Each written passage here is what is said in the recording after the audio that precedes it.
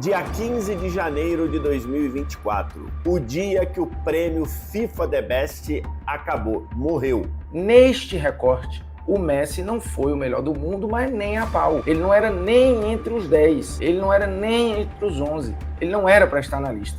Simples assim. Ele constata que a FIFA beneficia e passa um pano a mais pro Messi. No dia 15 de janeiro de 2024, aconteceu um dos eventos mais marcantes do futebol mundial recente. Lionel Messi venceu o prêmio de melhor do mundo da FIFA pela 8ª vez em sua carreira. Apesar de ser uma manchete comum, o fato não foi muito bem aceito no meio do esporte e muitos fãs e especialistas viram como uma das maiores injustiças da história, se não a maior. Mas será que eles estão certos? Seja bem-vindo ao Analisando o Jogo, seu espaço de análises, histórias e muito mais sobre o esporte. Hoje, vamos entender se o prêmio de melhor do mundo de Lionel Messi foi uma farsa ou se foi totalmente justo. Na última edição do prêmio de melhor do mundo, tivemos uma disputa entre Messi, Haaland e Mbappé, onde o craque argentino saiu vencedor pela diferença dos votos dos capitães. A disputa foi muito acirrada e muitos entendem que o atacante do Manchester City deveria ter vencido.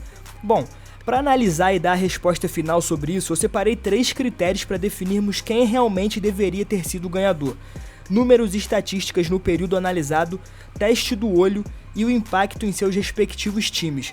Com esses 3 indicadores, poderemos dar uma resposta clara e objetiva sobre quem deveria ter saído vencedor. Primeiro, vamos analisar os números do dia 19/12 de 2022 até o dia 20/8 de 2023, o período de votação para o prêmio, tá? No período, o Messi teve 32 jogos, 24 gols e 8 assistências, ou seja, uma participação em gol por jogo. São números absurdos, tá? Na temporada, ele foi campeão francês e maior assistente do campeonato, além de campeão e melhor jogador da Copa da Liga pelo Inter Miami. Com esse título, ele se tornou o jogador com mais troféus da história do futebol. Uma coisa avassaladora. Agora o Haaland. No período, o jogador teve 41 jogos, 34 gols e 7 assistências. Uma participação por jogo, assim como o Messi. Em números, o certo seria dar um empate, né?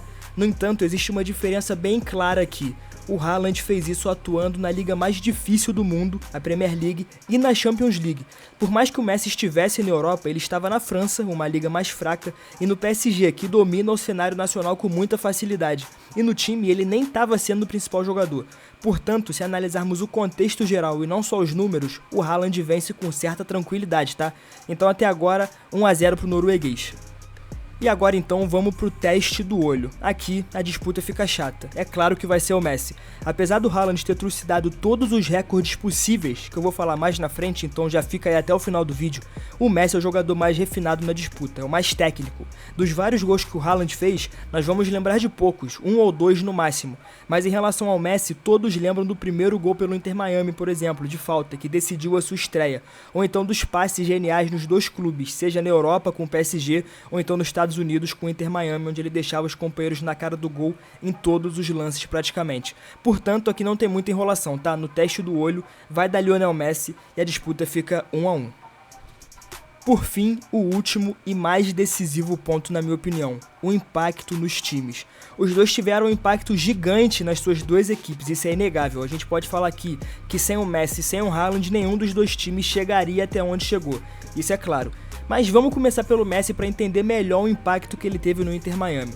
Ele chega no time norte-americano e faz a equipe vencer o primeiro título de toda a sua história, com uma atuação muito decisiva no torneio. Ele faz gols em todos os jogos e é eleito o melhor jogador da Copa da Liga.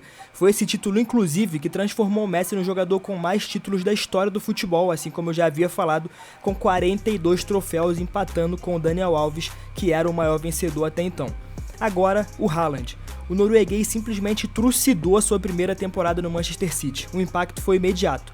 Na Premier League, ele quebrou o recorde de gols em uma só edição, com 36 em 35 partidas. Foi a peça principal na primeira conquista de Champions League da história do Manchester City, com 11 gols em 12 jogos, e na Copa da Inglaterra foram 3 gols em 4 jogos. O Haaland foi o principal nome para a conquista inédita da tríplice coroa do Manchester City e só a segunda na história do futebol inglês, igualando o Manchester United de 1999. E é isso pra mim que desempata o duelo, o nível de competitividade. O Haaland disputou nos maiores palcos do mundo, na melhor liga, contra os melhores times e melhores jogadores. O Messi não. O argentino não foi bem no PSG no período de análise e no Inter Miami, apesar de ter sido genial em vários momentos, o nível do torneio é muito abaixo. É muito pior do que o Campeonato Brasileiro, por exemplo, que muita gente diz que é nivelado por baixo. Em contrapartida, o Haaland teve talvez a melhor primeira temporada em um clube de um jogador na história. Foi um impacto muito grande e por isso recebe o voto nessa categoria. O resultado final então é 2-1 para Erling Haaland, que sim, senhoras e senhores, deveria ter vencido o prêmio de melhor do mundo.